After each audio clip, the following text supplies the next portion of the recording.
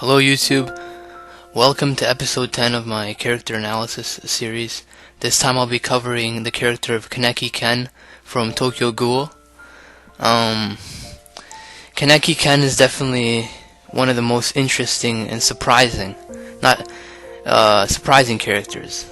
His revelations later on in the story really struck me as interesting and really invested me into the story. Now, Kaneki at first, he seems like your typical weakling main character, that's kind of just used as a sort of vessel for other characters to be showcased, and just kind of acts like as a rag doll throughout the entire story, and is used as like some sort of carpet for other characters. Now, Kaneki definitely does start out that way, and I was not extremely frustrated with him because he wasn't that bad. It was understandable, the situation he was in, but it did kind of make me wish that, like, oh man, when is this guy actually gonna start taking things seriously and become stronger as a character, as a person.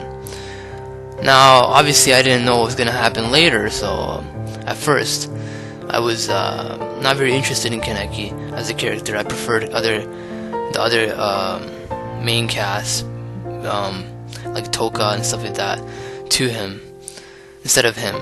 I liked him, but he wasn't very captivating. But as the story goes on, we find out more about Kaneki, and then finally I started to understand him completely, or at least grow some sort of sympathy for him, because at first I didn't feel that bad for him. Obviously, him turning into a ghoul against his will and having to struggle with the whole loss of humanity, and him having to eat humans and all that. That's obviously something that a lot of people connected with him at first with. But for me personally, I just was never that invested in that type of character in the first place. So I needed something stronger for me to grasp, to attach myself to him as a character and like him as a person. I can't say I like him as a person, because the Kaneki that we're led to believe is the Kaneki that everybody in the story has grown is nothing more than something that Kaneki has molded himself into. It's not the real Kaneki. The real Kaneki is something that we probably will never know. And he purposely guards himself against this, against him ever being found out, sort of. He puts up all these different faces, and as a reader, I was fooled for as long as possible.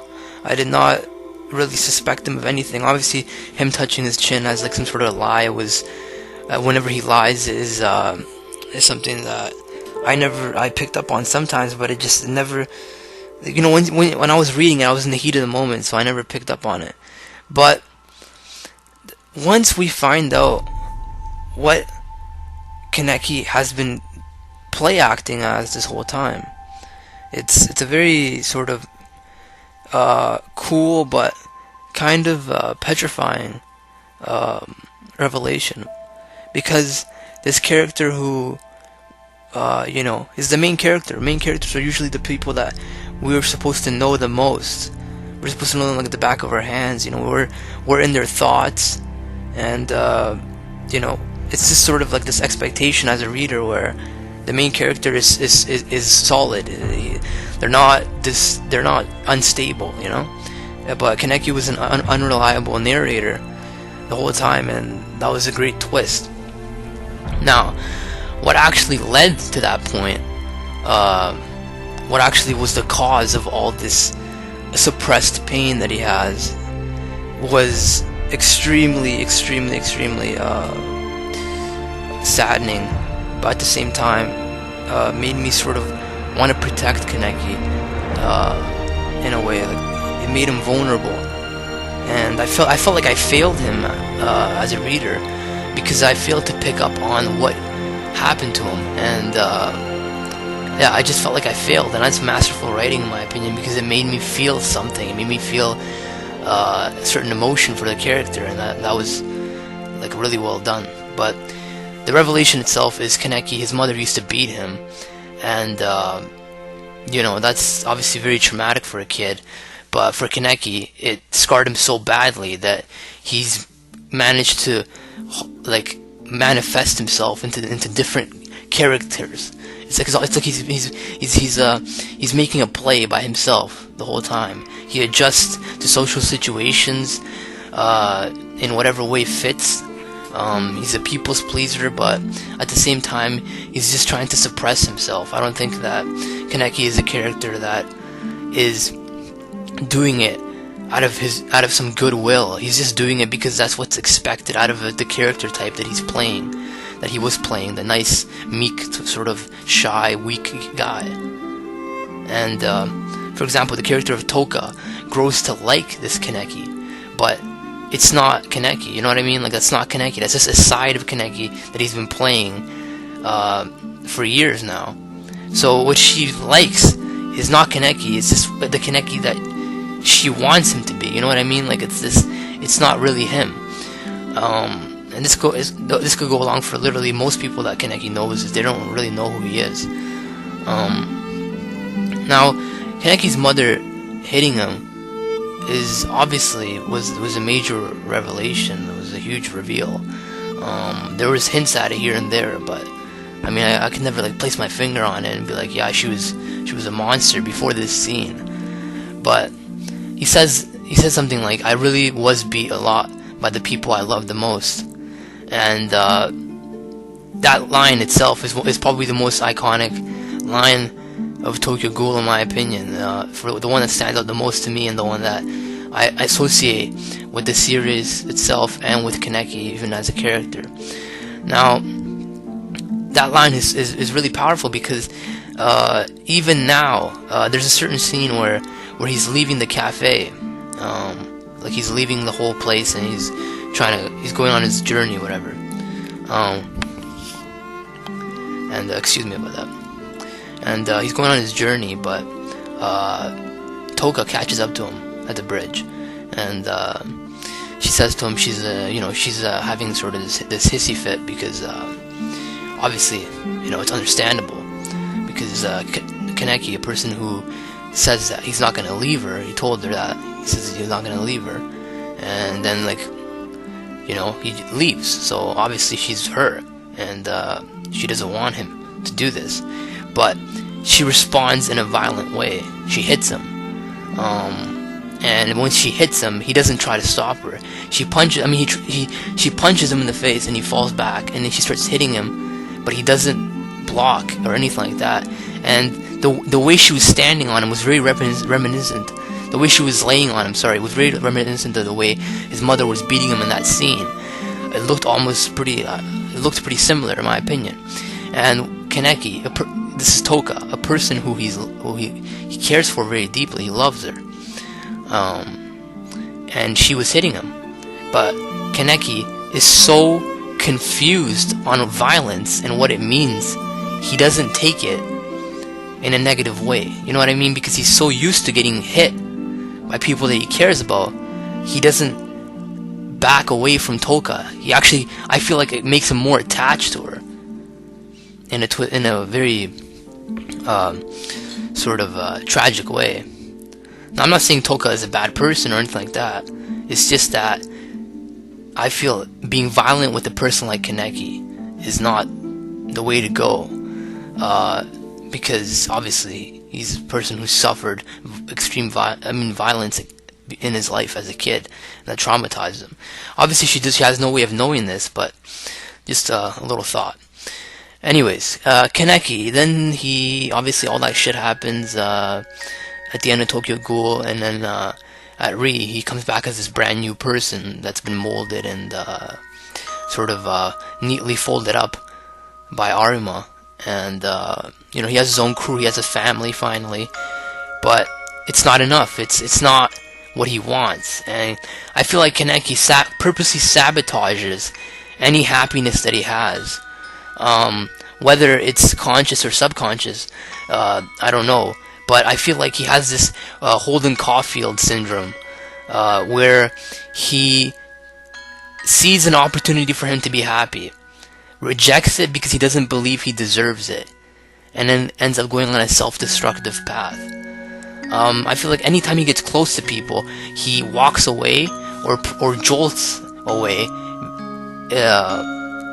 in a way of like he doesn't feel like he deserves it. I don't think Kaneki sees himself as the type of person who deserves anything, any sort of of a big time happiness, and that's sad, but it's part of what makes him such an interesting character. Now, obviously, you could say, he wants to protect his friends, he wants to protect everybody, whatever. I get that.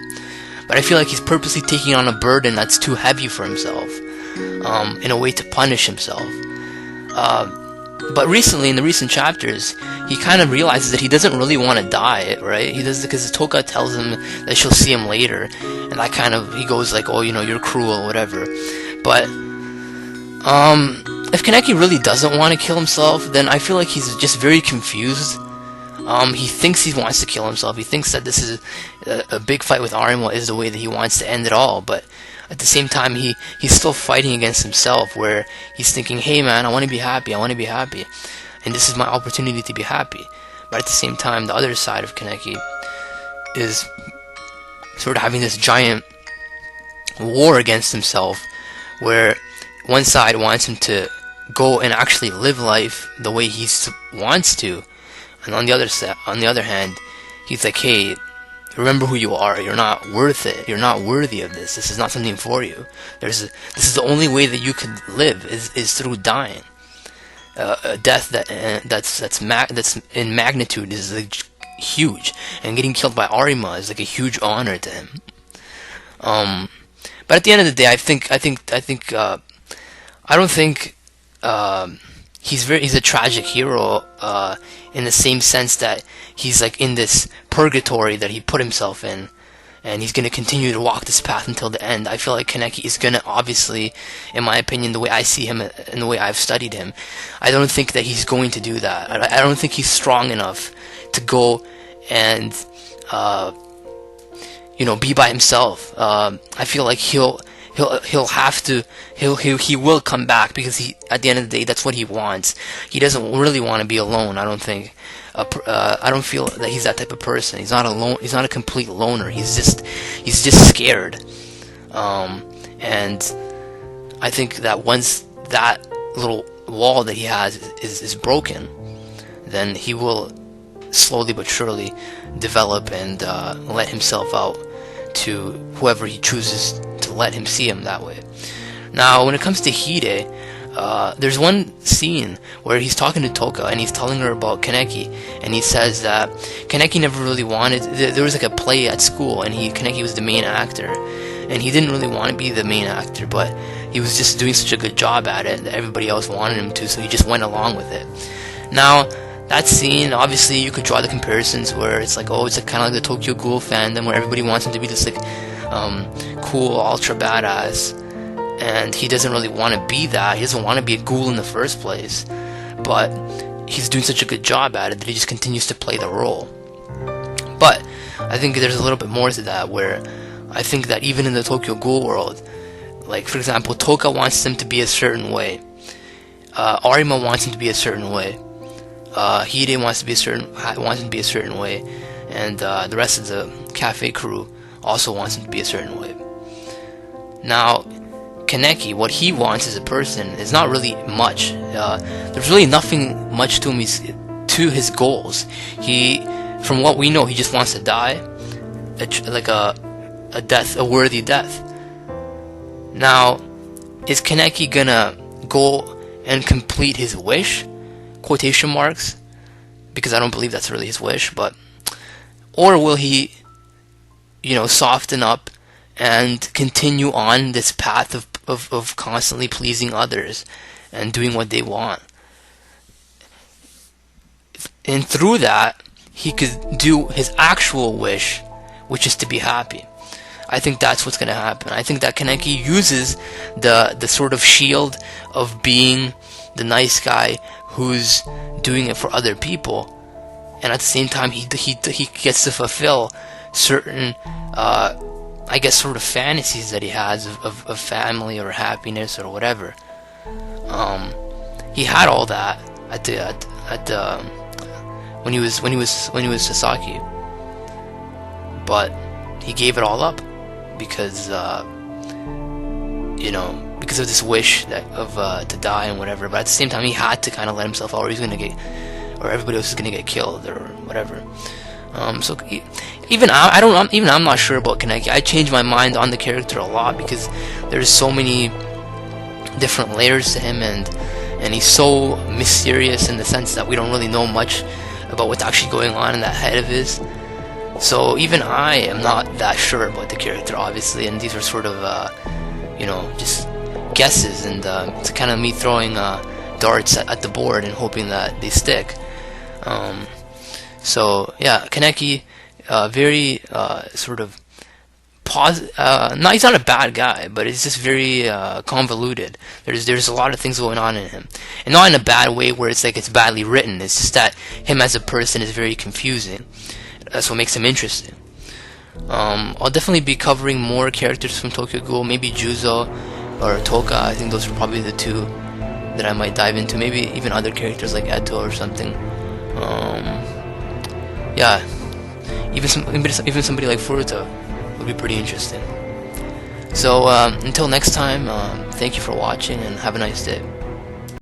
Oh yeah, also I wanted to add another point, and that's Kaneki's inability to say no to abusive relationships.